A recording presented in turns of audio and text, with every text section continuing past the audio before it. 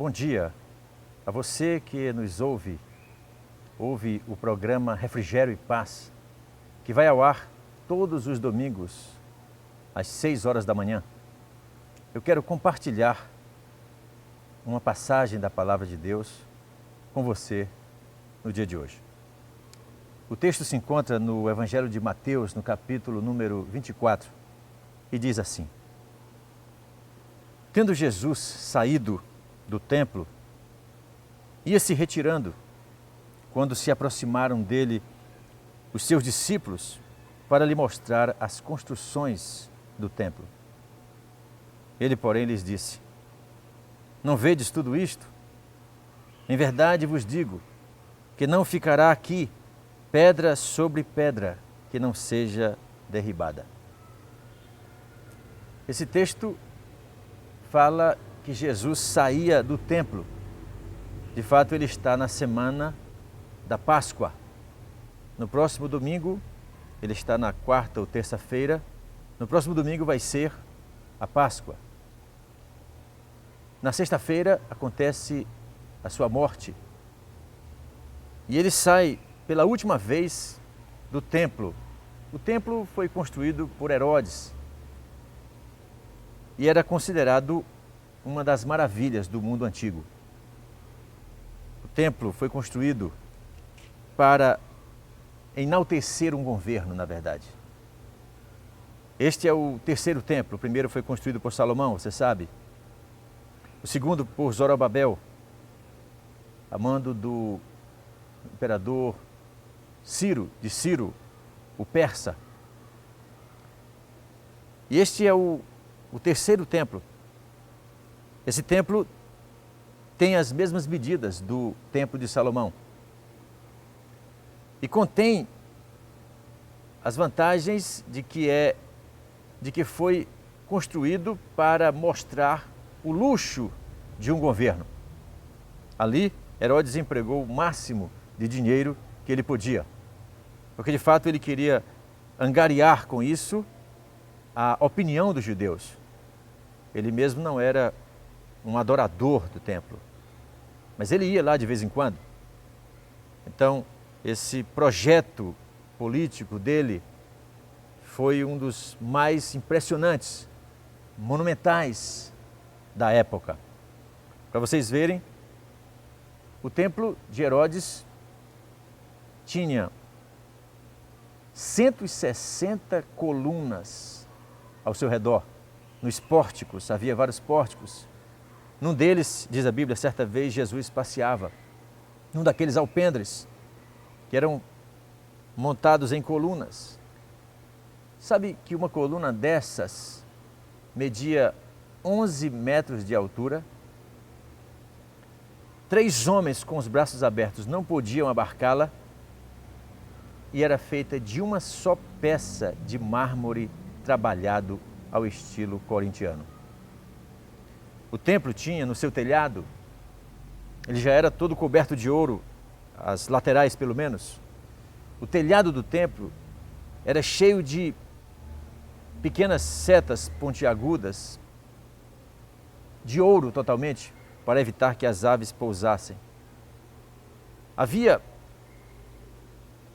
o texto de Marcos, que é paralelo a este, diz assim, que os discípulos olharam para Jesus e disseram: Senhor, olha que pedras, que construções. E Jesus se voltava para olhar para o templo e disse: Vocês estão vendo isso? Pois eu vos digo que não ficará aí pedra sobre pedra que não seja derribada. E que pedras eram estas de que fala o texto de Marcos? Algumas pedras destas, que eram de mármore, mediam 20 metros, é dito pelo historiador Flávio Joséfos. 20 metros de comprimento, por 2,5 de largura, por 2 de altura. É alguma coisa colossal. O templo, visto de longe, de muito longe, quando se chegava a Jerusalém, não se conseguia vê-lo, porque a luz do sol sobre o mármore e o ouro encandecia a vista de quem via, de quem olhava. Assim, este era o templo que os judeus usavam para adorar a Deus. Este era o lugar feito com muito dinheiro. E os discípulos, que eram galileus, que moravam no interior, é possível que aqueles discípulos que disseram isso, que chamaram a atenção de Jesus para olhar para aquela construção, nunca tivessem ido ao templo. É possível que eles nunca tivessem visto o templo. Portanto, eles agora estão admirados, eles estão totalmente extasiados, como que pasmados com aquela grande e bela construção. Consta que havia mais de 10 portas. Uma delas, a largura de uma banda de uma porta era de 7 metros. A altura era de 13 metros. E eram todas cobertas de uma folha espessa de ouro puro. Até as dobradiças das portas eram feitas de ouro, ou cobertas de ouro e de prata. Este era o templo para o que chamavam a atenção de Jesus naquele momento. Esta é a obra monumental que impressiona os discípulos, os simples pescadores da Galileia, que agora estão na metrópole e são tocados por aquela grande maravilha. O olhar, a resposta de Jesus nos diz que o olhar dos discípulos para o templo era um e o dele era outro. E quando os discípulos conseguiam ver uma maravilha erguida em pleno sopé de uma das montanhas de Jerusalém, Jesus via no máximo um monte de pedras desarrumados. Ele disse: não ficará aí pedra sobre pedra. Ele se referia exatamente à invasão romana liderada pelo general Tito no ano 70, ele está no ano 33 mais ou menos. No ano 70, o general Tito invadiria e daria uma ordem expressa aos seus soldados: destruam a cidade e o templo. Assim diz o historiador Flávio Joséfo. Por que Jesus responde assim? Porque será que ele também não consegue admirar? Afinal, ele é um homem, ele é um cidadão, ele entende de arte, não podia dizer que não era bela aquela obra. Por que então que ele despreza? Por que será que Jesus não valoriza o símbolo maior de adoração dos judeus? Jesus não consegue ver naquilo ali mais do que um monte de pedras, como está escrito. Primeiro porque a visão dele é real, a visão dos discípulos é monumental. A visão dele é do presente e do futuro, é de todo o tempo. Ele sabe o que é que aquilo representa. A visão dos discípulos é momentânea, é do aqui e agora. Por isso, ele sabe que tudo aquilo ali que chama atenção não passa de um monte de pedras. Porque ele sabe que por trás daquela arquitetura monumental existe todo um sistema ideologicamente corruptor da espiritualidade do povo. Ele sabe que toda aquela obra não foi feita para... Ele sabe que aquela obra Herodes não a fez para adorar a ele e nem ao seu pai. Ele sabe que aquilo ali representa um projeto pessoal de poder, de estabilização de um governo que se balançava quando qualquer revolta popular surgia. Ele sabe que por trás daquilo ali existem autoridades que se corrompem,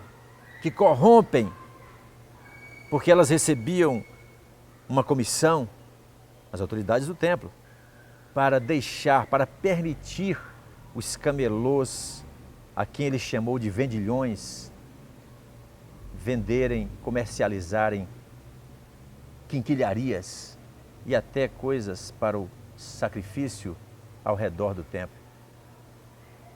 Por causa disso, é que ele pegou no chicote e açoitou a estes, e derrubou mesas e chutou cadeiras.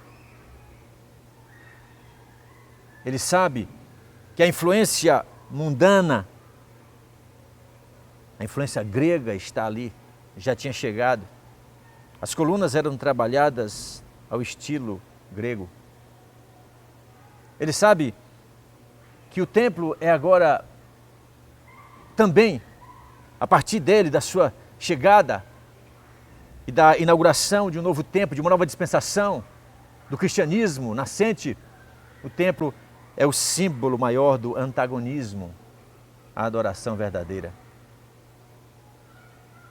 Vós dizeis, disse ele à mulher samaritana, disse a mulher samaritana, que é em Jerusalém onde é a adoração verdadeira. Ele disse, nem em Jerusalém, nem em qualquer outro lugar. Porque agora não é mais em Jerusalém, não é mais restrita ao templo, a adoração verdadeira. Agora a adoração é em espírito e em verdade. Jesus sabe que tudo aquilo representava a opressão político-religiosa sobre os adoradores verdadeiros. Debaixo daquele telhado, debaixo daquelas 160 grossas colunas, por entre aquelas colunas, é que se reuniam os escribas e os fariseus para discutirem, formatarem as mais exóticas e absurdas teologias que iriam colidir com o cristianismo, com a palavra dele. Ele sabe que o templo, o qual ele está deixando, ele não só está saindo dele, ele está saindo e dizendo, isso não tem nada a ver comigo. A você que me ouve nesta manhã, eu lhe pergunto, para onde está indo o seu olhar? Para onde é que o seu olhar é atraído? O que é que você está vendo, na verdade? O que é que você considera monumental? Será que é a mesma coisa que Jesus considera monte de pedra? Será que você considera monumental carros de luxo? Contas bancárias? Títulos? Será que você quer chamar a atenção de Jesus para aquilo que é temporal, aquilo que é passível de perecer, aquilo que para ele não vale absolutamente nada? Será que você também não está feito os seus discípulos, os simples pescadores da Galileia, sendo enganados pela própria visão e querendo até que o mestre também pense como eles? Olha, Senhor, que pedras, diz o texto de Marcos capítulo 13, que construções belas. Havia muita beleza, muito luxo ali. Para onde é que você está olhando? O olhar de Jesus é o olhar real. Ele sabe que todas as coisas terminam. Os monumentos acabam. Os projetos de poder terminam em desastre. Os grandes impérios caíram e continuam caindo. Dê uma olhada no mundo, ao seu redor, nas notícias. Você vai saber que não fica em pé. Os poderes sobem e descem. E não é para eles que devemos olhar. O que Jesus nos ensina é que só existe uma coisa que permanece. A sua palavra, Em nós deve existir a fé nesta palavra verdadeira. Tudo passa, todas as coisas se acabam, só a palavra de Deus permanece eternamente. Nesta manhã, que Deus lhe abençoe poderosamente. Ele faça ter uma visão real, a visão de Jesus. Amém.